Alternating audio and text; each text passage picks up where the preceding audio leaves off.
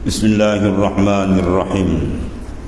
Wa qala Imam Muraim rahimahullah ta'ala, man amana bi kalamina haza walau min wara'i sab'ina hijaban fahuwa min ahli.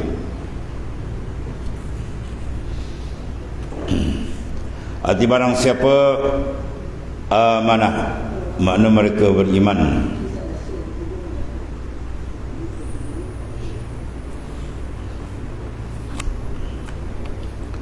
dan meyakini dengan perkataan kami.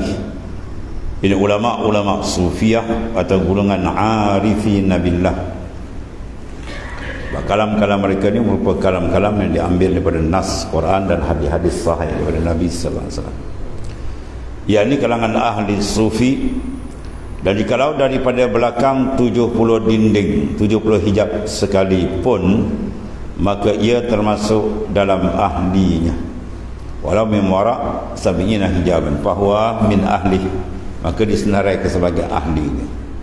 Itu di antara kelebihan teman tasdik dan perjalanan arif billah. Yang adalah orang yang percaya akan perkataan ahli sufi, yang menjalani ia akan dia, dan jikalau belum sampai memahami akan perkataan ahli sufi sekalipun, maka adalah ia dibilangkan daripada ahli sufi. Wabillahi taufiq wal hidayah wala haula wala quwata illa billahil aliyyil azim. Kemudian bagian yang pertama menyatakan ilmu ialah usuluddin. Dalam kitab ini Imam Ghazali buat satu cara yang tidak dibuat lagi oleh ulama lain, iaitu dia menghimpunkan 3 ilmu sekali. Di awal ilmu usuluddin, di tengah ni ilmu fiqh, dan di ujung ilmu tasawuf.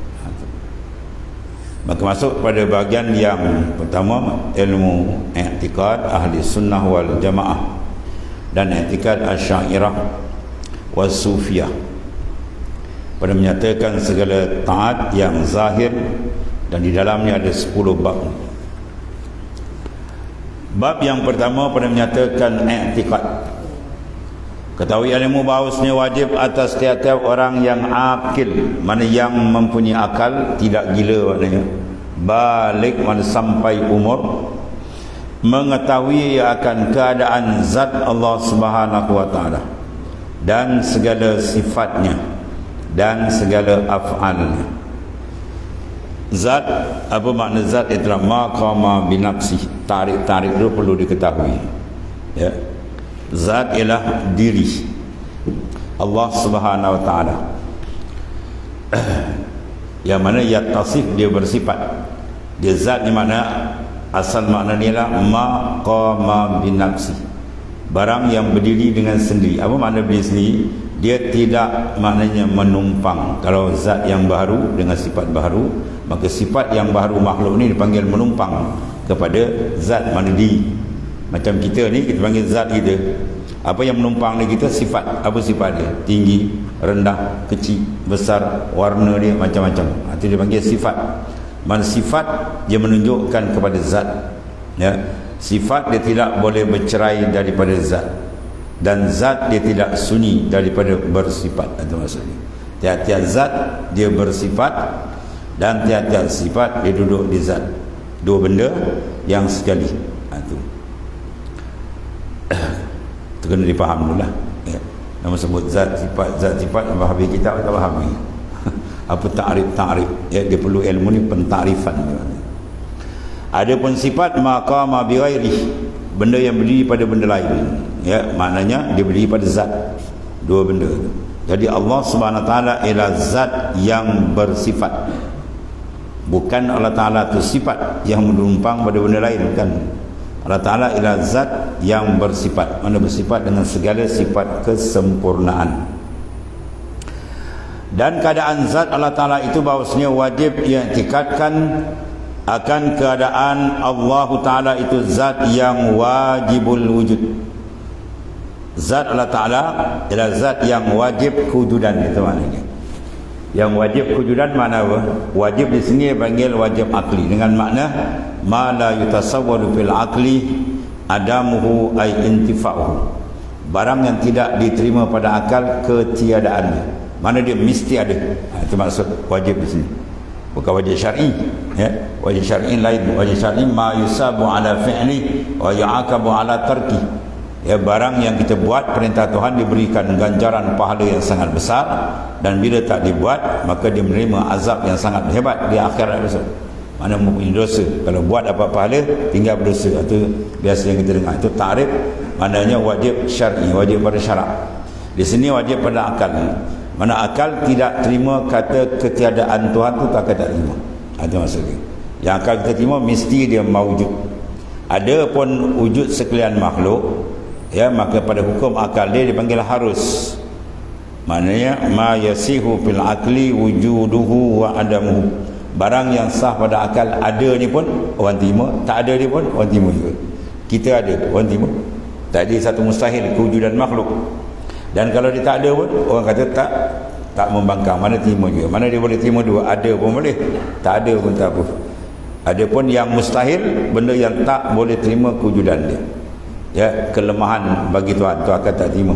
Ya, dia akan dibahas belakang ni. Dan sifat Allah Ta'ala itu terbagi atas 4 bahagi. Mengikut Imam Ghazali sini dibagi tempat ni.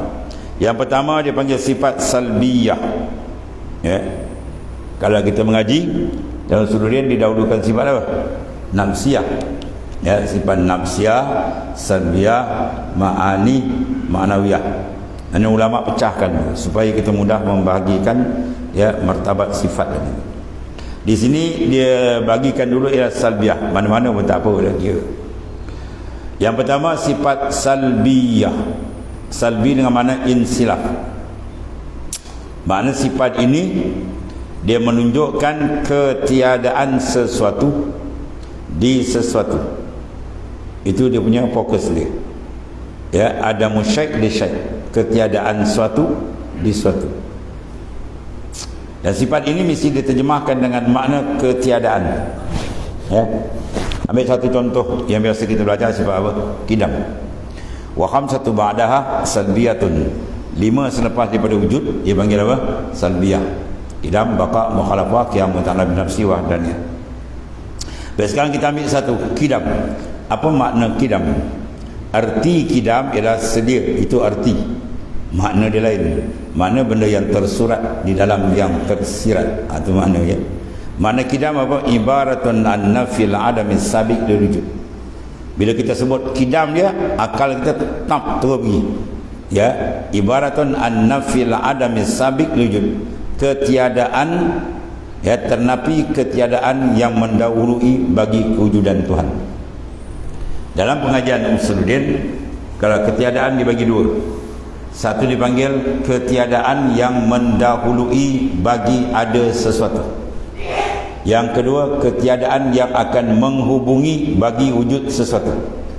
Kalau kita, ketiadaan yang mendahului, kita lahir bila? Tahun 50 misalnya. Tahun 40 kita belum ada lagi. Dengan ihsan Tuhan, kasih sayang Tuhan, disenarai pada azal tahun 50 baru kita keluar. Barulah kita ada. Sebelum itu kita didahului oleh ketiadaan. Jadi ketiadaan ini dia panggil adamus sabiq lil wujud.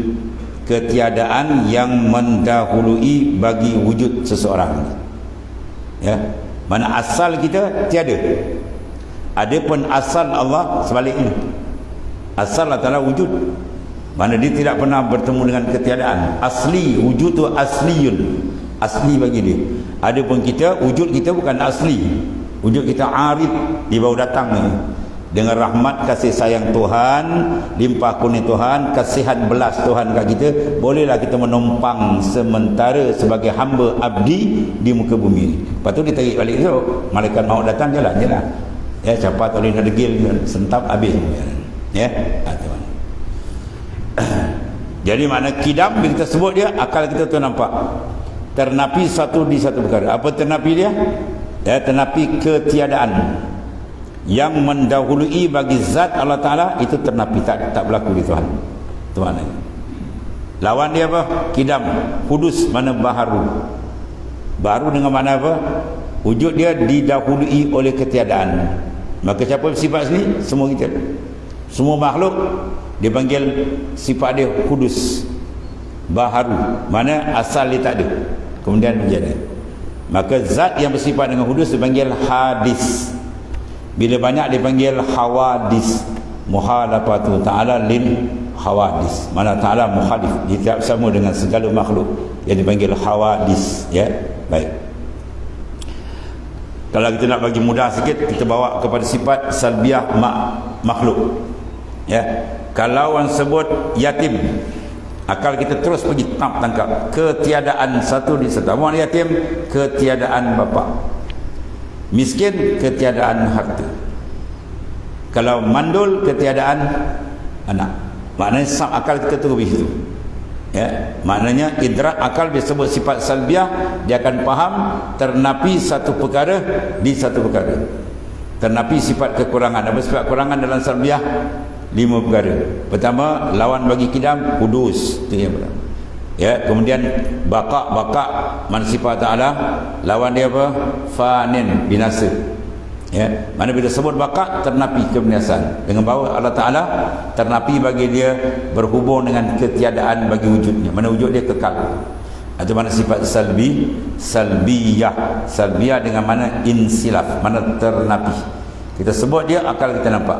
Mandul, ketiadaan. Sifat ni mesti dia terjemahkan pangkal dia dengan adam, ketiadaan. Mandul, ketiadaan anak. Miskin, ketiadaan harta. Yatim, ketiadaan ayah. Kidam, ketiadaan permulaan. Baqa, ketiadaan kesudahan. Ya, qiyamuhu binafsi, ketiadaan berhajat pada zat dan pada fa'il pencipta. Wahdaniyat, ketiadaan berbilang-bilang. Itu sifat tu dia menuju ke arah tu. Itu dapat dinamakan salbiah. Kalau tanya sifat ni kenapa ulama letakkan salbiah? Mana wajhut tanassub, wajah kemunasabahan dia duduk dalam salbiah tu tadi. Ya, kita sebut dia sam, akal kita tu nampak gitu. Itu dia antara sifat salbiah. Dan di sini kelainan sikit, Imam Syafi'i, Imam Ghazali bawa sifat tanzih. Sifat yang mana dia menyucikan segala kekurangan bagi Allah Ta'ala. Ya, akan disebut di belakang. Dan bahagian yang ketiga, sifat wujudiyah, dinamakan sifat ma'ani. Sifat dia dipecah banyak antaranya. Yang paling tinggi darajat sifat dipanggil wujudi, sifat wujudiyah. Dengan makna kalau Tuhan buka hijab, dia boleh lihat di akhirat besok yang disebut dalam ayat wujuhun yauma idzin nadhirah ila rabbiha nazirah. Wajah orang iman beriman berseri-seri kepada Tuhannya. Ia melihat. Apa yang dilihat? Yang dilihat benda wujudi, zat wa sifatul ma'ani. Adapun sifat salbiah tak boleh lihat, dia bukan benda ada ni. Sifat salbiah ni dipanggil sifat ya yang sabit dia pada zihin kita. Ya, ibarat menolak, bukan satu benda maujud. Kalau kudrat itu benda maujud, iradat benda maujud, ilmu benda maujud. Ya, itu maknanya. Itu sifat yang ketiga, dibagikan sifat ma'ani. Ma'ani jamak daripada maknan, satu makna. Maknan, maknayani, ma'ani. Mana beberapa makna yang wujud pada zat Tuhan. Apa makna dia? Qudrah, itu satu makna. Ya, sifat yang duduk di zat Allah Subhanahu Wa Taala yang sedia dan kekal. Dia sedia kala dan dia tidak akan bertemu dengan ketiadaan, dia kekal. Dan bahagian yang keempat, sifat subutiyah. Sifat yang bangsa sabit. Dia sabit mana? Aklan, pada akal. La kharijal a'yan, pada luar mata kepala tak nampak lagi. Dia buat misal makhluk yang mudah nampak. Tuan-tuan makan kuih. Kuih apa sedap? Kelipap. Makan satu keping makanan kuih lah kita kata. Kuih itu benda wujudi, benda boleh nampak. Benda yang boleh nampak, boleh dengar, boleh pegang, boleh apa, itu dipanggil wujudi, benda yang bangsa ada. Baik, tuan-tuan makan. Bila makan, tanya sedap tak? Sedap. Sedap nampak tak? Nampak sedap? Nampak. Sedap ini dipanggil sifat hal. Ini dipanggil sifat subut, sabit. Maknanya dia idrak, akal kita faham benda ni sedap. Nak tunjuk nampak sedap. Ada boleh tunjuk sedap? Tak nampak. Sedap, cantik, tu semua hal. Kita tengok baju tu kan, oh lawa baju. Tengok mana lawa. Kita tunjuk baju, tu baju zat. Warna dia kuning. Kuning tu warna dia sifat. Cantik tu mana? Cantik faham dia. Dia panggil, dia tak naik tangga dia sampai tengok, dan dia tak boleh napi sampai ada mutlak tak. Itu mana sifat had. Kaedah dia apa? Lam tartaqi ila darajatil mawjud hatta tusyahada wa lam tanhatta ila darajatil ma'dum hatta takuna adaman bal hiya wasitatun bainal mawjudi wal ma'dum. Itu ta'rif sifat had. Hal nafsiyah wujud dan hal maknawiyah kaunuhu qadiran muridan tempat tujuh tu. Itu dipanggil sifat had. Mana dia lam tartaqi ila darajatil mawjud. Dia tak naik sampai tangga ada boleh dilihat, dan nak napi sampai ada mutlak tahu dia di tengah bainah. Itu sifat had. Contoh macam tadilah, kita makan rasa sedap. Yang kita makan benda tu wujud nampak, tapi diri sedap tak ada. Sebab tu kalau bahasa yang kita gunakan, kita teliti akan nampak beza. Makanan tu kuih, kalau ada orang kata ada, kalau tak ada orang kata apa? Tak ada. Kuih tu ada lagi, kuih dah tak ada. Kalau sedap tak? Oh sungguh sedap. Kalau tak sedap dia kata apa? Tak sedap. Dia tak kata kuih kau ni tak ada sedap. Ada orang cakap? Ada orang cakap? Kuih kau ni tak ada sedap lah.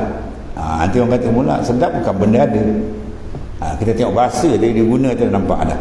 Kalau benda hal dia kata tak aja, tak sedap. Dia tak kata tak ada sedap. Kalau benda wujudi, benda tu wujud, kuih, kalau ada dia kata ada, kalau tak ada dia kata tak ada. Itu biasa. Bahasa kalau kita tengok, kita letak tu dah betul tu. Tapi kita tak teliti benda tu. Itu bangsa hal, sifat kelakuan. Dia tak naik tangga ada, tapi nak napi tu boleh dia tengah-tengah. Sedar, cantik, dan sebagainya lah. Sifat akhwal hal. Itu semua ulama pembahagian dia tadi supaya apa? Memudahkan kita mentauzik, membahagikan saja, itu je lah. Bahagian yang pertama disebut sifat salbiyah. Mana sifat ini madlul dia tunjuk kepada apa? Mana sifat salbiyah wajib kita iktikadkan bahawasanya Allah Ta'ala itu ialah wahidun la syarikalah. Dia wahid yang esa. Mana apa? Tiada sekutu baginya. Dia menafikan apa? La syarikalah. Bila sebut wahid, mana apa? Ternafi berbilang. Kalau pesen ni kita mengaji sifat 20, dia letak kat mana ni? Wahdaniyah. Wahdaniyah maksud sifat salbiyah. Kidam, baka, muhalafah, qiyam, tak mesti wahdaniyah. Kalau ta'rif dalam kita belajar biasa ni, apa makna wahdaniyah? Ibaratun an nafil umumus sittah, atau ibaratun an nafid ta'addud bizat wa sifat wal af'al. Kita itlak kata wahdaniyat ataupun wahid, mana ittisab Tuhan dengan tunggal, maka ternapi 6 kam pada zat muttasil wal munfasil, pada sifat macam tu muttasil wal munfasil, dan pada afal itu 6 sab ditolak. Kita itlak je sebut wahdaniyat, Tuhan itu tunggal, dia pergi 6 dia tolak terus. Qumumus sittah ni ibaratan an-nafil qumumus sittah, atau setengah kata qumumul khamsah. Mana kam-kam. Contoh zat Allah Ta'ala ni di situ terdapat 2 kam, 2 bilangan. Bermakna apa? Kam muttasil, bermakna zat Allah Ta'ala bukanlah satu dia macam satu kita. Satu kita ni ittisal, berhubung tulang daging macam kan. Itu kan Tuhan bukan macam tu. Kemudian itu makna muttasil, ternapi itu. Kemudian munfasil, mana zat Allah Ta'ala bila kata dia wahdaniyat fi zat, dengan mana tidak ada zat lain yang setara dengan dia. Walam yakun lahu kufuwan ahad. Itu maknanya. Itu dipanggil wahdaniyat fi zat, ternapi kam muttasil wal munfasil. Faham Aduh. Yang kedua fi sifat. Contoh kita kata sifat kudrat. Di zat Ta'ala satu, dia tak boleh dua nanti. Kenapa tak boleh dua? Dia ada wajah tanasub dia. Mana di zat Tuhan satu-satu, walaupun sifat dia tak tinggi banyak, tapi jenis satu-satu. Satu, itu mutasil, berhubung. Munfasil dia tidak ada satu sifat lain standing dengan sifat Tuhan, tak ada. Bila kita itlak kata wadaniyat, tu dia nafi benda tu. Dan af'al itu juga perbuatan mutasil, mana Allah Ta'ala menjadikan semua makhluk tidak berkongsi dengan sesiapa. Sebab dia kata jadi, dia tak ada kongsi. Kita nak buat kena mesyuarat dulu kan. Ambil keputusan syura, mesyuarat gini-gini wording, sebab kita nakis kurang. Allah Ta'ala dia Tuhan, dia buat fa'alu lima yurid, dia buat apa dia nak. Dia tak ada mesyuarat nak tanya-tanya kita, tak ada. Dia buat itu kata Tuhan. Kalau bincang orang tu bukan Tuhan, tu orang. Ya, dia kuasa mutlak hak dia. Dia kata mati, matilah kita kan. Ya, Tuhan kata hidup, hiduplah kita, dan seterusnya. Itu makna kata apa? Muttasil. Mumpasil, mana tidak ada satu perbuatan lain, af'al lain standard sama dengan perbuatan Tuhan pada wajah taksir, memberi kesan, tak ada. Hakikat ialah Allah Ta'ala. Itu makna kita itlak saja wahdaniyat, dia pergi 6, pum, tolak sekali. Ya. Baik. Didahulukan sini salbiah dengan makna sifat apa? Ketunggalan. Wahid Allah Ta'ala ittisaq yatla bil wahdaniyah, bersifat dengan wahdaniyah. Sebab ilmu usuluddin ni terkenal juga dengan ilmu apa dia panggil? Tauhid. Ya, tauhid mana mengesa. Ini satu nama yang sangat popular, menunjukkan sangat terang, sangat perlu dan besar peranan mengesakan Allah Ta'ala. Dan dia termasuk dalam makna ketuhanan yang besar. Ya. Kalau kita sebut, kita la ilaha illallah, tiada zat yang bersifat ketuhanan, mana tiada Tuhan, mana tiada zat yang bersifat ketuhanan, baru kita isbat illallah. Ya, maknanya tunggal. Ya, Allah Ta'ala ialah tunggal. Wa ilahukum ilahum wahid, Tuhan kami ialah Tuhan yang tunggal. Ya, besar ni ya.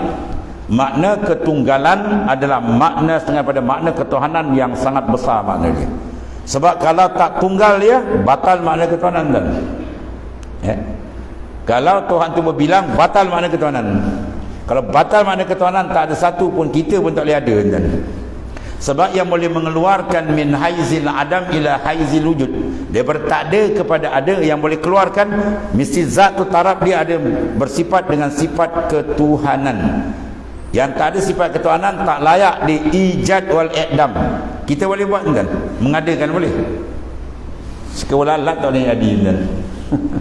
Ya, sekolah lalat tak boleh nak jadi kan? Diri kita pun kita tak boleh nak urus. Ya, kita lahir ada bincang dengan Tuhan, saya nak lahir dekat mana? Kat Europe lah.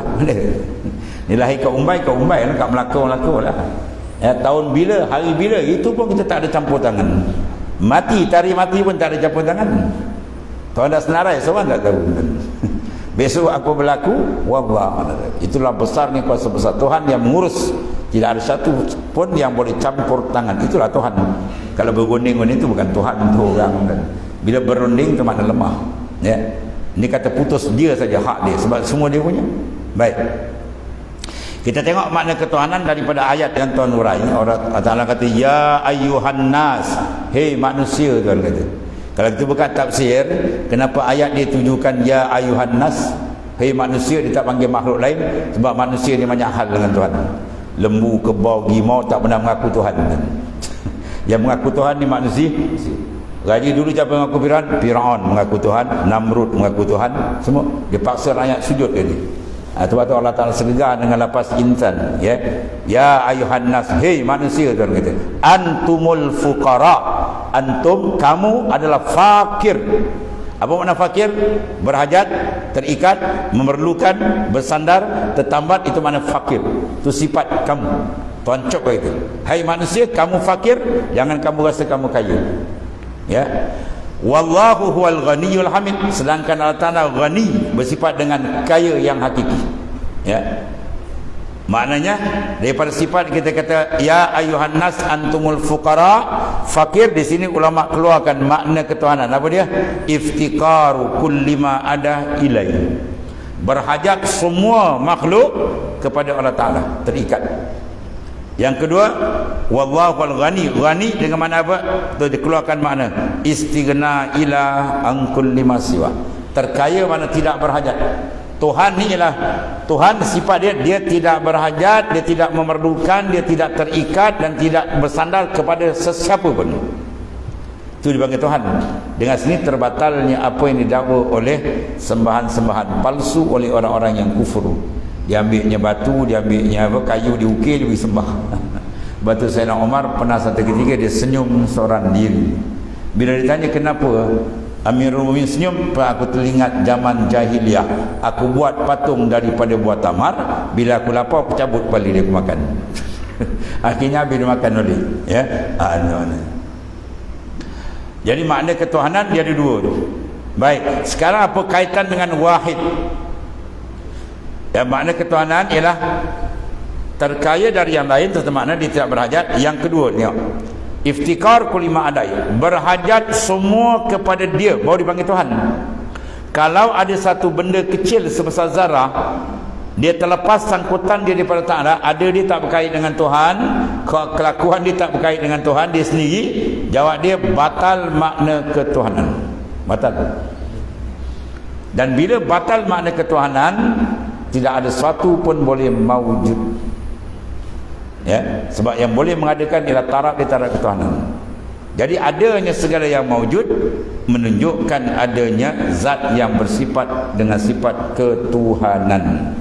Ya, iaitulah Allah Ta'ala, yang mana sifat dia tidak berhajat kepada yang lain, sebaliknya yang lain berhajat kepada dia. Anda tengok ni, fakir kepada dia, terikat dengan dia. Maka bila kita faham betul-betul makna usuluddin ni, esa tunggal, kalau berbilang batal makna Tuhan. Kalau berbilang, baik, sekarang pasar raya satu, semua tumpu itu. Kalau dua, habis. Kalau dua je, separuh sana, separuh sini.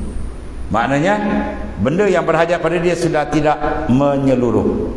Ya, baik, kita kata, kalau kata dua Tuhan, kata dua Tuhan ni, satu jadi langit, satu jadi bumi. Okey, yang jadi langit, bumi dibuat, tak buat, batal makna ketuhanan. Yang jadi bumi pula, langit dia tak buat, batal makna ketuhanan. Batal boleh. Dia mesti tunggal.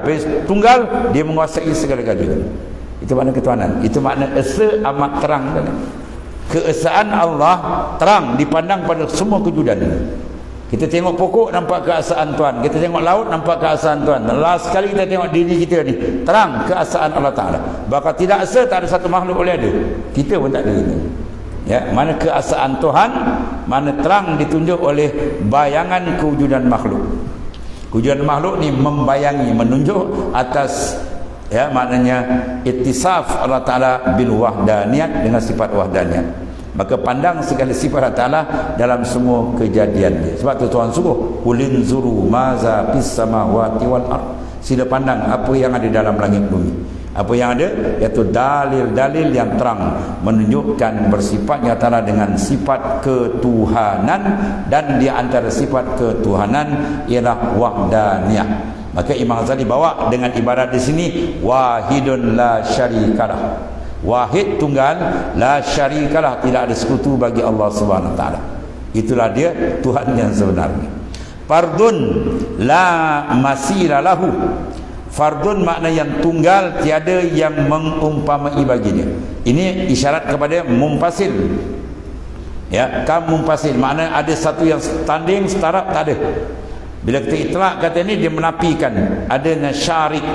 Samadun la diddalahu. Samad mana yang dikendaki, Allahus Samad. Berarti bila kita baca kul huwallahu ahad, ya, dengar ni, jangan terdengar kan, dalam majlis punya cakap lah, dengar. Tuan guru saya kalau ada mengajar ni, orang cakap itu tak kali dia, ya, itu tuan guru saya lah. As-Samad, kul huwallahu ahad, Allahus Samad. Apa makna As-Samad? Tempat tumpuan. Ya, As-Samad mana tempat tumpuan. Semua benda tumpu, terikat, muallaq bi qudratillah, bi iradatillah, bi ilmillah. Ya, jadi kewujudan semua makhluk ni menunjukkan apa? As-Samad, tempat tumpuan. Jadi bila kita baca kul huwallah sampai Allahus Samad, niat kita punya hajat, insya-Allah makbul. Ya, tempat dia tempat tumpuan. Itu dia panggil qalbi suratul ikhlas. Hati bagi surah ikhlas ialah lapas as-samad. Samadun la diddalahu, mana yang dikendaki oleh segala hamba, mana semua hamba terikat dengan Allah Ta'ala, tidak boleh terlepas walau satu saat pun. Nampak oleh orang yang ada makrifat, tertutup bagi orang yang terbuta dari makrifat. Tidak ada satu boleh terlepas dari Tuhan. Ya, nas Quran terpampang, wallahu khalaqakum wama ta'malun. Allah Ta'ala yang menjadikan kamu dan perbuatan kamu. Apa perbuatan kita? Bergerak, duduk, bangun, melihat, ya, berjalan. Siapa jadikan? Dia. Macam mana nak nampak? Nampak kan? Ini persoalan ni. Kalau kita faham makna ketuhanan, terang. Ya, kalau tuan-tuan faham makna ketuhanan, terang. Ya, burung terbang tuan terasa dari Tuhan. Nengok kita bercakap nampak berasal dari Allah SWT. Bila kita faham makna ketuhanan, ya, makna ketuhanan tadilah tidak satu benda boleh terlepas daripada dia.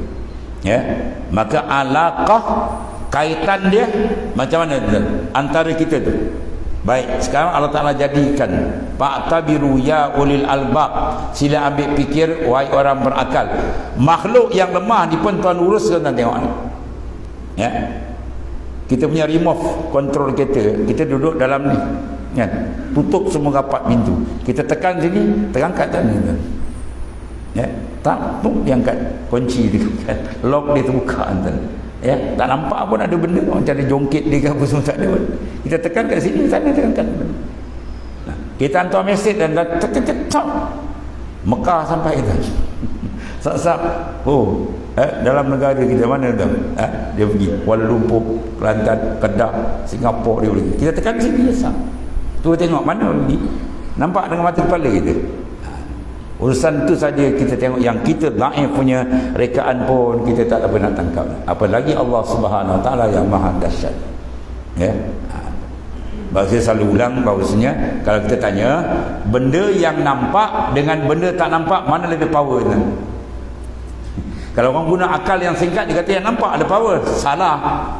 Yang tak nampak lebih power daripada yang nampak. Yang tak nampak mengurus yang nampak. Ya. Lampu kau menyala kan? Lampu menyala, kipas pusing, aircon berfungsi. Siapa kontrol? Karen nampak tak? Tak nampak.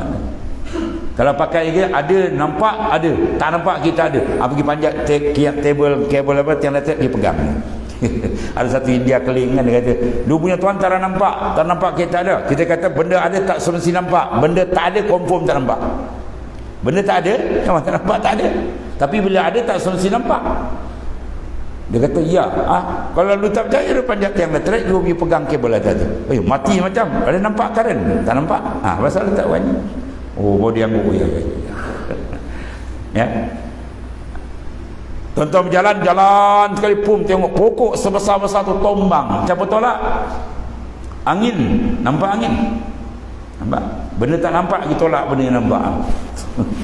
Ya, last sekali paling dekat ar-ruh. Dia ni kalau keluar tuan-tuan tenganga kan. Ya, dia tarik, dia keluar roh nampak tak? Tak nampak. Dia kalau keluarkan apa? Qalu ina tenganga. Sebab roh disentap dia pada ujung kaki, sampai ke lutut, kedua sampai ke pusat, dan ketiga sampai gar-gar. Tu Nabi kata malam yughargir. Kalau tuan-tuan perhati wanazak kan, dia kata kejut kaki, bila roh keluar, dia roh tu keluar, hakikat insan diri kita keluar, kita akan nampak, mata tak akan pandang. Sebab tu sunat bagi kita tutupkan balik mata dia. Dia dah keluar. Ya. Bapak dia meninggal, malam tu dah keluar roh, dia pun tutup, pakat baca Yasin apa semua kan. Anak pun balik pada KL, mak dia kata dengan anak dia, nak bapak engkau dah tak ada. Bapak engkau dah tak ada. Kita pun jawab, tu aja tu adalah selimut. Siapa dia yang ada? Baru dia tahu hakikat yang sebenar roh tu lebih hebat. Ya. Dia kata bapak dah tak ada, padahal tu bukan kawan tu depan tu. Badan pula besar tu. Selimut panjang tu. Dia kata bapak dah tak ada nak, dia kata. Anak pun jawab, tu ada tu adalah selimut. Tu kan bapak engkau, tak siapa dia. Tu siapa dia. Kan bapak tu kata. Memain ke itu tu. Baru dia tahu. Yang hakikat ada sebenarnya dia. Dia nampak tak? Dia keluar, kita habis sendal. Hilang segala-galanya. Dia keluar, ikan hilang. Roh dia tak nampak. Jadi benda yang tak nampak kontrol benda nampak. Kalau pakai akal singkat, kita kata ya nampak lagi apa, yang tak nampak kita ada mana boleh. Yang tak nampak kontrol. Dan last kali yang besar, huwallahu ta'ala la tudrikul absar wa huwa yudrikul absar wa huwa latiful khabir. kamu tidak dapat melihat dia, sebalik dia yang melihat kamu. Ya, atau mana kewujudan Allah Ta'ala bila dipati betul-betul dibahas, bagi kita nampak terang kewujudan dia yang mengawal. Ya, bila kita nampak kawal, kita faham makna ketuhanan. Baru nampak keterikatan makhluk dengan Tuhan, dan benda ni nak sentiasa kita istighdarkan. Sufi dia nak main benda ni, dan ya, kita maknanya memerhatikan apa? Keterikatan makhluk dengan Tuhan ni. Barulah kita nak tegaskan kebesaran dia melalui huraian daripada Al-Quran dan hadis-hadis sahih daripada Nabi sallallahu alaihi wasallam. Summa qala wallahu a'lam.